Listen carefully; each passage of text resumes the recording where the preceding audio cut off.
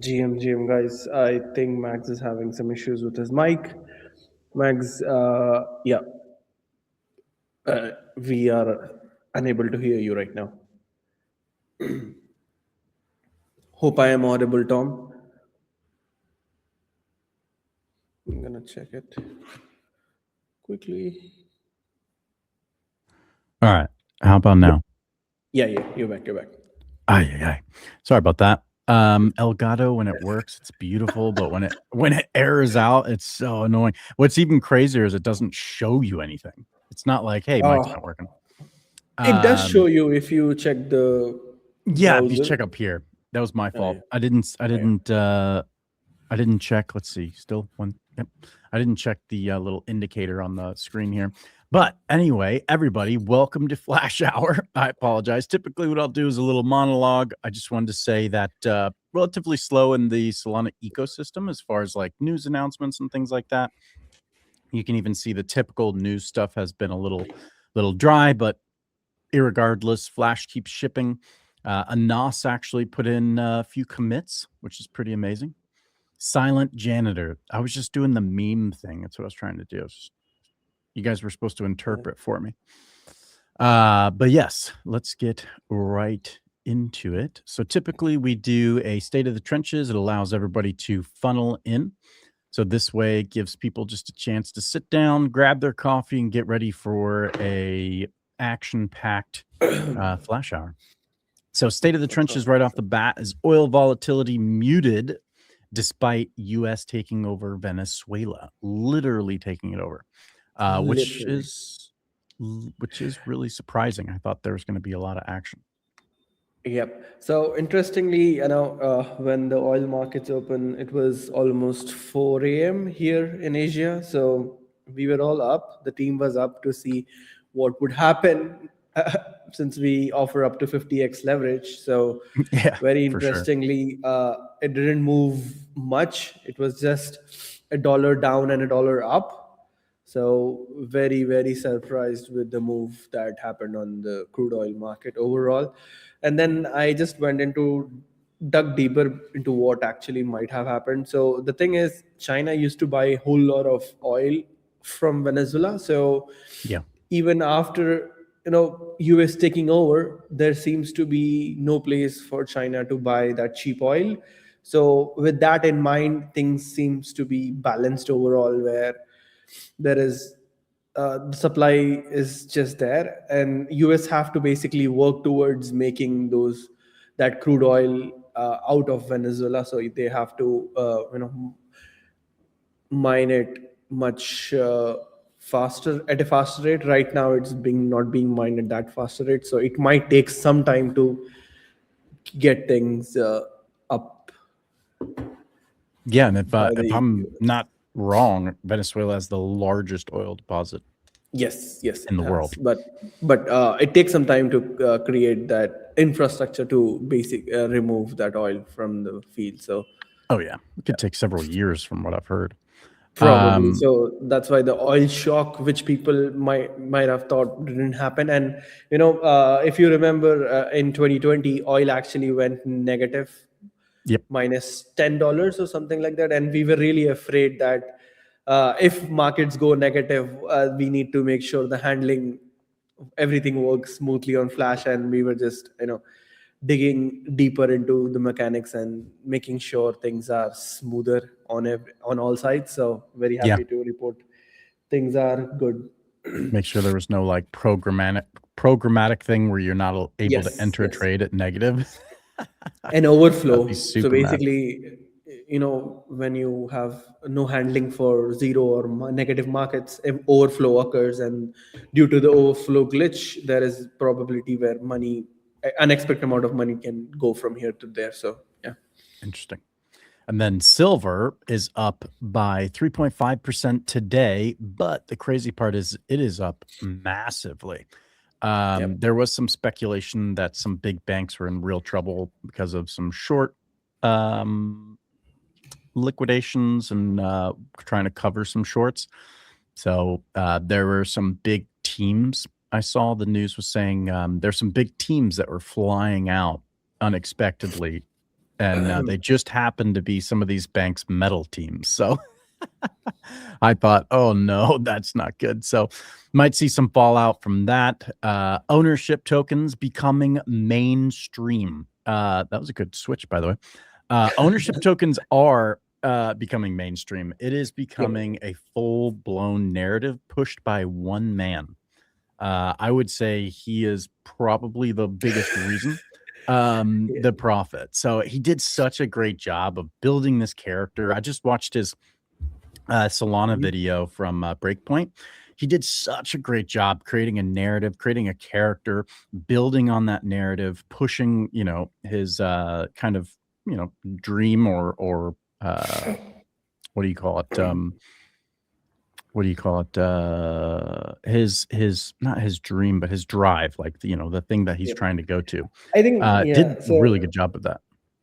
Yep. So we had few calls last week, and the underlying answer was tokens as it is are basically dead. If you see any of the tokens that are on the market, there is literally no demand for any sort of token right now in the market, and that is the reason why we have never seen an altcoin market since 2018, late 2018, where when we actually had the ICO boom, that is when we had the altcoins surging everywhere. But since then, we haven't seen any sort of huge rallies across different altcoins, which is coins that are different than blockchain tokens. And even the DeFi tokens who are providing value to the whales and the users are still not seeing that uptick they usually used to see back in the day. So there needs to be some thought process, and there needs to be clarity on what token actually means, and things are being done. And I think overall, founders or the teams who issue tokens need to ask this question for themselves, that would they hold the token that they are issuing? So if you ask yourself that question, and if you get the answer, make sure it's aligned. And then if you are able to create your token in such a manner that you yourself would like to hold, then I think markets can fix. And that is how we tried our best to make FAF what it is today. So I basically asked the question to myself that why would I hold FAF? So my answer was, I need some money if I want to hold FAF. And that is how we are have the mechanism live right now. And as things scale, we probably will see FAF go up. So that is the basic mechanism of token. Like, it should basically reflect whatever that is happening on the protocol level. The token should reflect in terms of price action. And I think there seems to be a very big issue with a lot of teams that are shipping greatly, but the token is not reflecting that thing. And I think we had this conversation that happened where one of the co-founders of Jupiter were asking they want to stop the buybacks. They have done more than $70 million worth of buyback in the last 12 months. And that all money has not contributed even a percentage in rise in the token. It has actually crashed. I think it's down more than 90% since it went live. So yeah, the conversations are happening, and they need to happen at a faster rate, and things need to be corrected, because if this goes on, the whole DeFi sector would just end up dead, because the value of the companies should also rise when they become valuable, if they are providing value. So that is what this whole thing is about, the ownership tokens, and making sure the value is propagated to users. Yeah, as Tom highlighted, the unlocks are really bad also. Like, we've been talking about this, that when there are team unlocks or any other sort of investor unlocks, there needs to be an accountability attached to it. Random linear vesting unlocks would not work in any sort of markets. So yeah, that is why if you check any of the MetaDAO's ICO tokens, all of them have different unlock structures, and they are dependent on the market caps that the team would reach.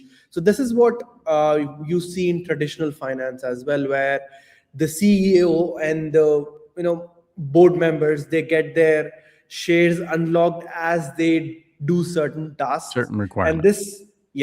And this opens up this box of accountability.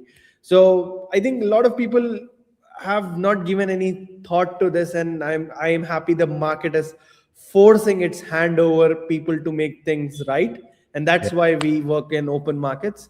So yeah, really lovely things happening, and I think if people don't take a relook over their token economics, those companies will certainly be dead in the coming months or years. Yeah. Irrespective of the treasuries they have, if they don't have a clear token economic structure, they are bound to fail. And we all need to take note of what the market wants and try to follow as best as possible, as fast as possible. So yeah, the other thing just is wanted the to talk about fully this. the fully dilution, like fully diluted token from the Yes. start, and then Yes. only when you meet specific milestones. This is going to become a norm because Yes. it's BS that you can just exit. I'm sorry, that's the truth. It's complete and utter garbage that you can launch your token and immediately cash out, and then you have and then the team's like, screw it. And this is why you see certain projects that potentially had, they had a ton of potential, but the team has lost all motivation. They've stopped shipping because now they're somewhere They're anyways getting the beach. money, right? Yeah, They're anyways there's no getting the reason. money. Yeah. Everybody who wanted the money on the big playing tables already got the money, and then the bag holders, the token holders. So Yep. yeah, and then these buyback things. And don't get me wrong, there are some teams who have, trudged on irregardless of whatever happened with their token. So, it's not a Yes. shade to everybody, but we've seen this over and over again. Let's not pretend like it isn't real. Buybacks are bearish. Yes, definitely turned out to be a really bad narrative. Buybacks are bearish. They have turned out to be no bueno. Exactly. It's kind of like when the tide goes out. We had this discussion in our Discord channel as well, where a couple of community members were telling us to do the buyback, and I was like, what is the purpose of doing a buyback? Like, after doing the buyback, what should I do with that FAF? Why should I burn it? Like, if you see what Jub did, they are burning that money. What is the reason behind burning that money? Yeah. There is no reason. Yeah. It's much more respective for the sake of money to give it to the holders than to just burn and have this huge unlocks that are bigger than their buybacks. So yeah, I think markets are forcing its hand to the truth, and it's very happy to see what's happening. And yeah, I think it's time everyone takes their notes and then follow up with a very better transparent structure. Yeah, And yeah, market that's has what spoken. requires of DeFi. Yeah. The market has spoken. So Ranger Finance ICO launches, funny enough, with ownership tokens, January 6th via MetaDAO. So, or ownership coins. I keep getting flogged for that, but potato. Poly Markets integrates Parcel for prediction markets. That was a big one. I mean, that's a big win for Parcel. I'm sure that was probably a huge integration that they've been working on for many months. So congrats to the team at Parcel for getting that done. And if you're not aware of what they are, it's basically like a prediction platform, but for real estate. So Poly Markets took note and integrated them, which is nice to see. Ondo Finance targeting early 2026 launch. So Ondo Finance is coming to Solana. If you're not aware, they're the largest RWA project in crypto. So they'll be launching on Solana, which is a huge, massive boon for the Solana ecosystem. RWA TVL is still hitting all-time highs, even with all this, like everybody saying, oh, all these tokens aren't going up. Actually, a lot of adoption of RWA, a lot of adoption of real world assets. What does that mean? Stocks, commodities, Forex, things like that. Metals, of course. Metals is a big one. As you can see, we added the Tether Gold, so that's another massive, on-chain boon for sure for gold.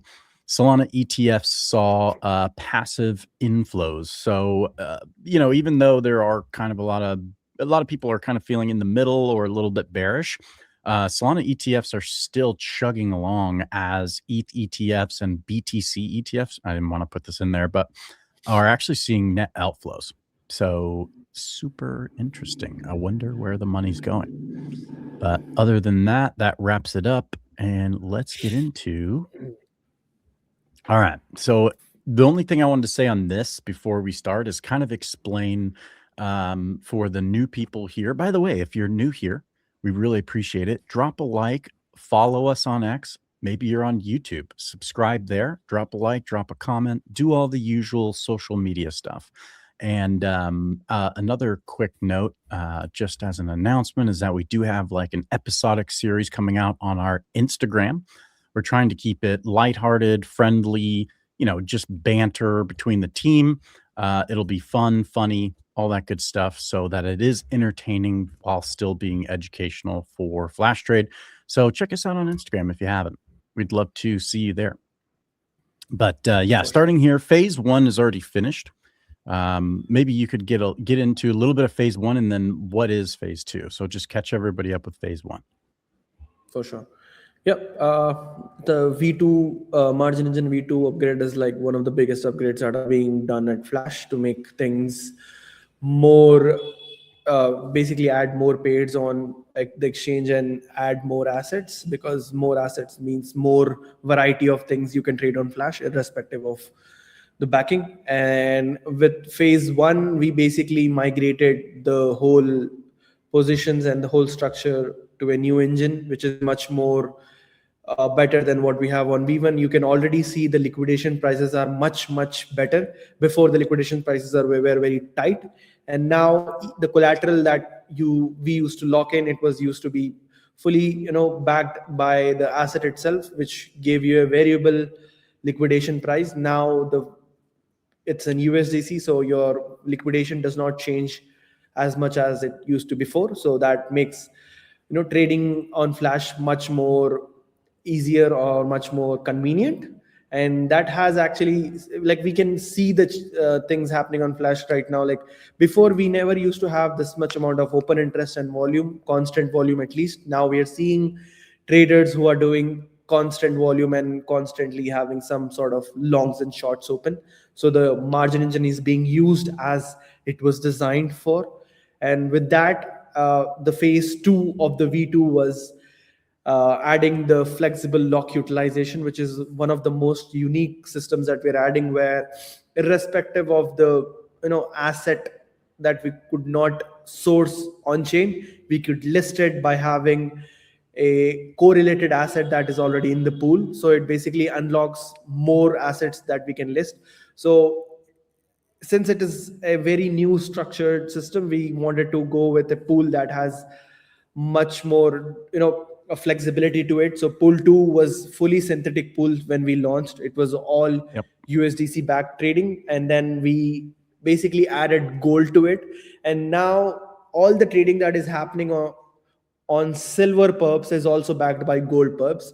Since there is a very heavy correlation between gold and silver, we are able to basically use the same asset and provide trading for 2 assets, which allows much more higher APY and better alignment as sort, because now you have gold exposure, which is one of the oldest or the oldest up only asset on this planet.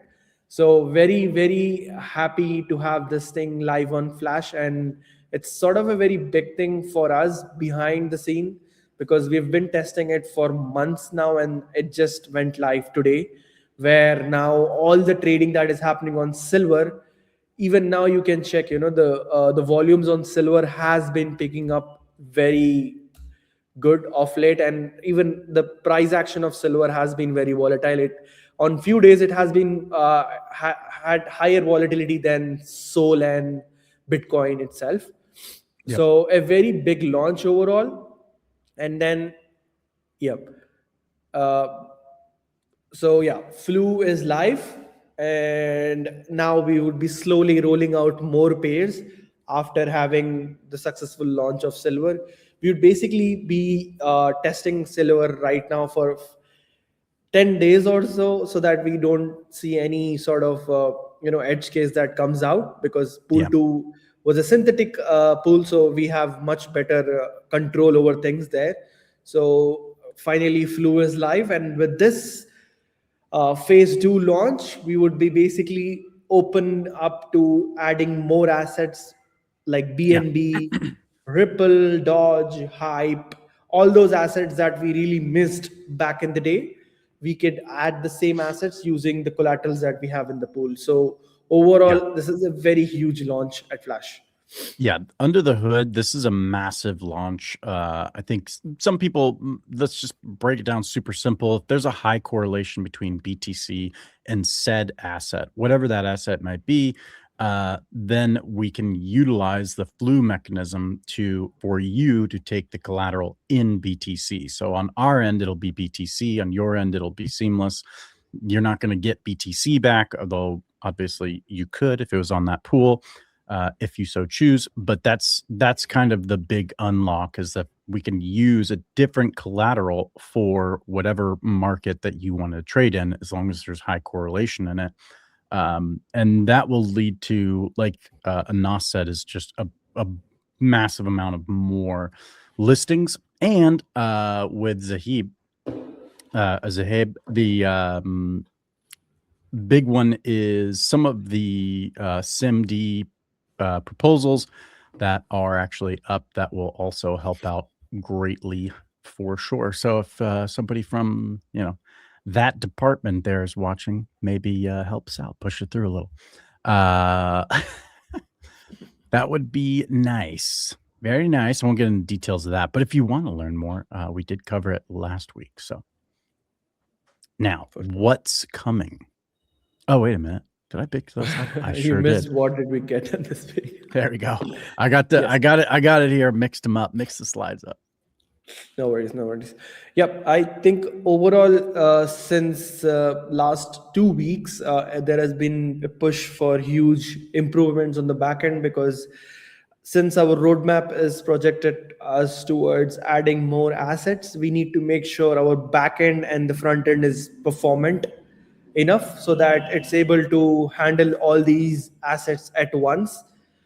Because when you're talking about hundreds of 200s of assets, the UI needs to be built different than what it is right now. So the current UI that we had, it only had basic handling, and the backend was capable of handling just the assets that we had, which is less than 25. So we needed a different beast that handles all things behind the scene. And that is what we've been doing over these few weeks. This has been going on for 2 weeks now, and I think it will continue for 2 more weeks, because we basically are changing the whole structure of how the calls are done, how charts are fetched, how markets are fetched, and how the positions are being handled. And super interestingly, this is the main time. This is also the time that we are also moving things towards ephemeral rollups and a DevNet deployment. So things are really, I'm happy that we are able to combine these two things, because these two are different architectures. Like on ephemeral rollups, what we are going to do is we're going to keep the trading page fully on the ephemeral rollup, and the earn page would be basically an interaction on the mainnet. So these are 2 pages on the same UI but connected to different backends. Yeah. So that nothing requires changes for the trader besides nothing speed, changes for the trader. reliability. Yes. Zero gas fees. Zero gas fees, zero transaction fees, zero account fees. Everything is handled by us. You just need some. Sheesh. Yes. You just need few USDC in your account, and that's it. You are on. And as you all know, like, we are the only place where you can trade with just $1 collateral. So that would extend to Magic Blocks. And so these two things are basically being worked in a combination way, so that we are able to scale things. And lot of we also hired a new guy on the back end side, because the things needs to be performant, and the team did not have that engineering understanding. So just to get that whole understanding, we just hired someone on that side as well. I think he started just today. So nice. a lot of things. These two things are covered that we did this past week. And then ownership token migration is under works. Basically, what we'll do is the liquidity that we have for the token is on Radium AMM. That will be moved to the MetaDAO's AMM, and the same liquidity would be now used if we put up a proposal, which makes things much more efficient. Because before, you had to put up separate sort of liquidity into the proposal, something about 50 to 100,000 worth of tokens or USDC had it to be put up for a proposal. So now if you move your liquidity under the MetaDAO's AMM, this same liquidity can be used for the trading of the proposals and overall market making as well, because the MetaDAO's AMM would also be plugged into Jupiter's API and the Titan Exchange's API. They have worked their asses off to get it fully compliant with the rest of the AMMs. So yeah. Great stuff. And then what does that mean for the user when it comes to voting?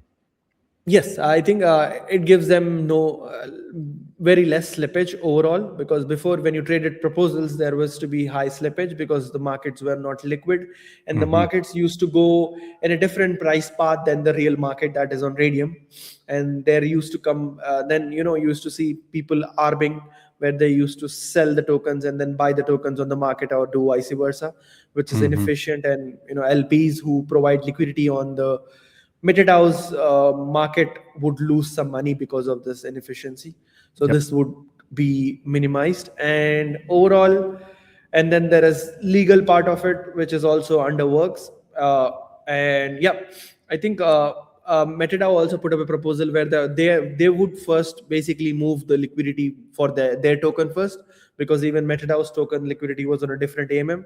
So they're going to do that first for themselves, and the next thing is us going in the direction. So yeah. Awesome. Oh my God. A lot of conversations and stuff. Yeah. And the next thing is, Progressive Web App is live on Flash. You can basically open up Flash on your mobile phones and then add it to your home screen. And then you will have a seamless sign-in experience where you need not have to keep signing in. If you sign in once using your email, that's it. It works seamlessly. Yes. Progressive Web App is super awesome. Just to give a Nasip break on the speaking here. It's just really nice to be able to have it right there. I have a Seeker phone and actually a Saga phone, thanks to Zahib. And I like trading on there. I like using it. It's like it's just a, what do you call it? It's like having a wallet on your desk. I do actually have the Helium cellular. I still use my primary, to be honest, but I do like using it. I use it at my desk quite a bit, but it's so seamless on the Seeker phone that trading on it is just a lot nicer. You could trade straight from your seed phrase or what do they call it? Seed vault from the Seeker phone, which is really awesome. Signing, transaction, everything is just super smooth. So yeah, and then of course, if you have an Android, you can download it natively. So can you do it with iPhone? I don't think you can. I don't think they offer that, do they? Or am I... No, you as I said, like the PWA, you can basically add it on your mobile as an app. Oh, through Safari you can. That's right. Yes. So it basically acts as an app, and it just gives you the sign in very smoothly. Like if you open the app, you're always signed into the app. You don't need to log in again and do the things that you used to do before. So it's a very seamless experience. We have a cool marketing video coming out here soon too. Yep. If I were to just share my screen, it just looks like this. And when you just open it up, you're always signed in with your position and all the stuff looking at, like, it's just super smooth. It's like an app overall. So, and it works very smoothly. Like if you just compare it with the Phantom or Soulflare app experience, issues. There are some issues with those apps, and we have seen a constant barrage of issues because since Phantom has been trying to expand over other networks, I don't think they are keeping things up very well on the Solana side of things. So yeah, unfortunately. Yeah, we've definitely seen some issues with just browser support in general. And then the other strange part is like each one of them use some sort of different browser. So then we have to figure it out, debug from our end. And yeah, it's kind of been a nightmare. The PWA and the DApp store has been a godsend for us. It definitely helps a lot with user experience. So DevNet deployments of the Ephemeral Rollup. Let's freaking go. So excited about Magic Block. For sure. I think it is one of the major upgrades that will help us to cut down all the costs that we have been paying on the mainnet. So for instance, not many people know this, but we've been paying like something around 0.7 to 1 Sol every day to run Flash on the mainnet. So it basically translates to about $3,000 to $5,000 per month that we are paying just to run everything smoothly on the mainnet. So just imagine just this cost going off, and with that we will be having the best seamless experience of the fastest exchange and the fastest things loading up. And then I think that is very important. But there is a bit of change in the structure when you go to the ephemeral rollup versus when you are trading on the Flash's UI on mainnet. So when you go, when we basically deploy it on ephemeral rollup, you would basically have to create your own Flash account and then deposit into it, because that account serves as your account on Flash. Very similar structure that you see across other exchanges, where you have to deposit money into an account that is controlled by your wallet, and that account would basically serve as thing to trade with the app on the chain. Yep. So yeah, I it's think that very familiar for most people. I mean, hype. yeah. A lot of people get freaked out when they use Flash, because they're like, oh my god, there's no app account creation. It just opens the position using my wallet balance. So yeah, the account model also allows for a little bit easier control too, right? So so you can deposit in, and then you can do things like what do you call it, no sign transactions and stuff like that, or if you enable it. But I mean, I guess you could do that with the wallet now. The other interesting part about the ephemeral rollup, though, is the block ordering and the ability to make sure that your transaction lands. That's kind of a big one that's kind of overlooked with what we're moving into, right? Yes. Because I mean, sometimes on mainnet, obviously, we are all very aware, or at least I am painfully aware, is that sometimes your transaction doesn't land, and you're very frustrated. But I mean, it's nothing that the protocol itself can do. It's just that the transaction was not able to land on mainnet, and with ephemeral rollup, with thanks to Magic Block, we can somewhat. I mean, the vast majority can guarantee that the transaction lands, which is huge. Yep. All right. Oh. There you go. Yep. Yeah, What's coming? This is my favorite one. So next step for flu mechanism. Well, as we just discussed, we are rolling that out. It is already live on Pool 2. So all of those cool, neat features and testing environment, I guess you could say testing, but like we know we've tested it for months now. We know that it works. We just want to make sure that there's no little things that might go wrong on our side. So Pool 2 is live. Flu is live. Funding mechanism is phase 3. You want to explain a little bit more about the funding mechanism, but explain why it's important, because there's a really good reason why this is so important. For sure. I think the most important part is the cost. When you open a position on Flash and hold it for a longer term, the fees that is accrued is basically one-sided fees, and it does not contribute to anyone taking the opposite side of the trade to get that margin fees that is collected by the protocol. So overall, basically it opens up a way for other traders to join and earn that fees, and then get a balanced open interest for LPs. Because if you check the open interest any given day, we have more long OI than anyone else. So when the funding mechanism comes on in, it would basically allow people to take the short side of the open interest and earn the margin fees that is given by the people who want to long. And this basically contributes to more people longing and shorting on Flash, depending on their cases. And this basically contributes to more usage of the TVL, which basically contributes to more PNL. Sorry, my headphone fell off. More PNL to LPs, depending on the market condition. So this is something that we've cracked, I think, a few months ago, where we studied all the implementations of how the funding mechanism work across multiple exchanges of multiple sorts. And then we concluded on this mechanism where we wanted to do a peer-to-peer settlement, and the pool would not get any share of the funding fees unless there is someone who takes up the other side. And if there is no one taking in that period, basically the the pool would take up the margin fees. What would this add up to, though, as far as for an LP or for a trader? That was the only thing, for the user, I should say. What's the kind of benefit for the user? As I said, on the user side, it would be more on the side of if you had a thesis of taking a short trade, and then if there is the funding rate is positive, there is a chance you get paid to short on Flash. Yep. So exactly. Right now, there is no way you get paid to hold a position on Flash.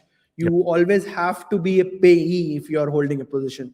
But with the funding mechanism, depending on the skew of open interest, you can get some fees from Flash for holding a position against the market. Yes. And this basically gives you more open interest. And then for LPs, what's the difference there? I mean, yes. So essentially, with LPs right now, if you see, as I said, like there was all people longing on the exchange. There was no one who was shorting. Yeah. Now, if you get people to short as well, LPs effectively hodl a delta neutral position where they get fees, they get money, what they want, and they don't get much of the price action of the assets. And overall, if the market move in any direction, people who win or lose would just cancel out each other. Yep. So you are basically hedged to the both sides and earning fees overall. Yep. So it's the wet dream of a lot of LPs. Yes, and it I is. think that is what a lot, because they don't want the huge volatile swings. They want a constant stream of money coming in. So this is what basically unlocks. Yeah, I mean, if you were looking at it on a chart, it would be, yin yang all over the place. And then with the funding mechanism, it's going to balance it out, make it more, like you said, delta neutral or more delta neutral style, more consistent, I guess you could say, instead of like, this month it's 125%, on a rolling average for the week. And then next week it's like 10% or something. So it'll be a much more steady return instead of so volatile. And then expanding Forex perps. That's a big one that I've been kind of pounding the table on, is getting the Forex perps up, just because the market's so huge. Even though I think you made a really, really good point last time, is that this is mostly institutional, but there still is, a decent market for Forex when it comes to individuals as well. The pool is so large that even if 5% were individuals, that's a huge market. So yeah, Forex, expanding that, just getting into what pairs are we looking at right now that you guys have evaluated? It's more around JPY, Chinese RMB, and then probably INR as well. So that is something that we are discussing right now. But we still have two of the most traded pairs, which is Euro and British Pound.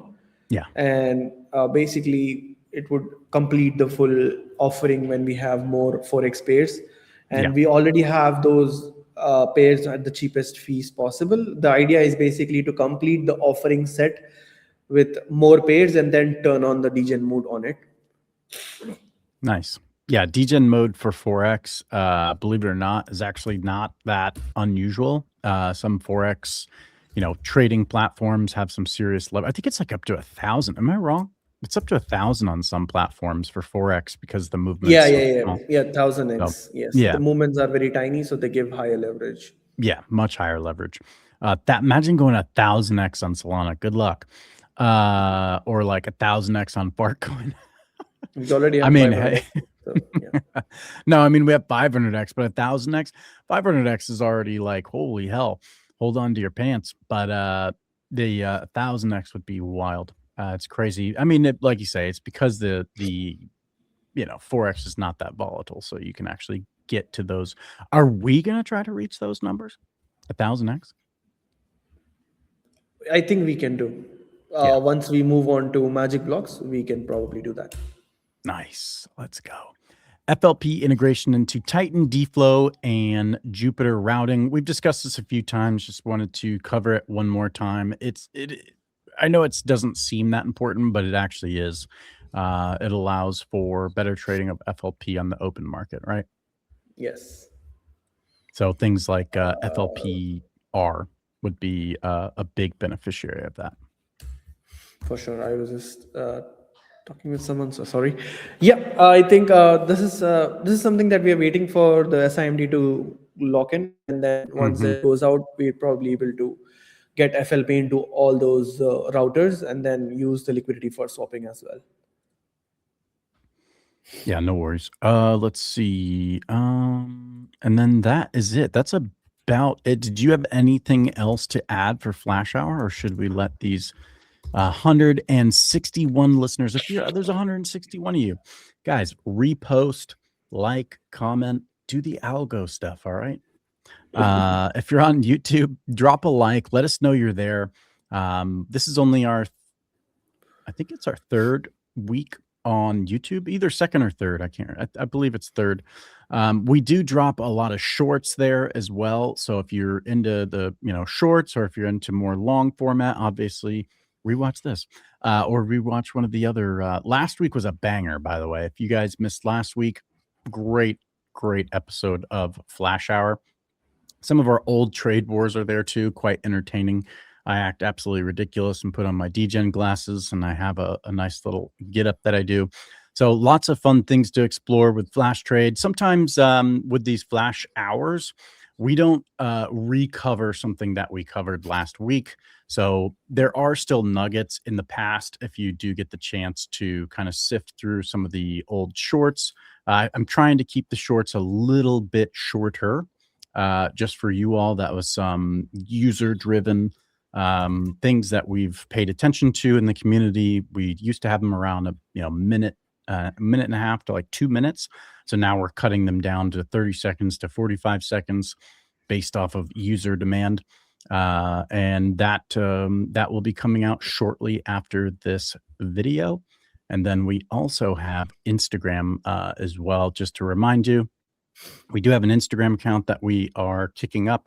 We're trying to make that less technical, less Flash Hour-y, and more entertaining, but still trying to be a little bit educational when it comes to our content there.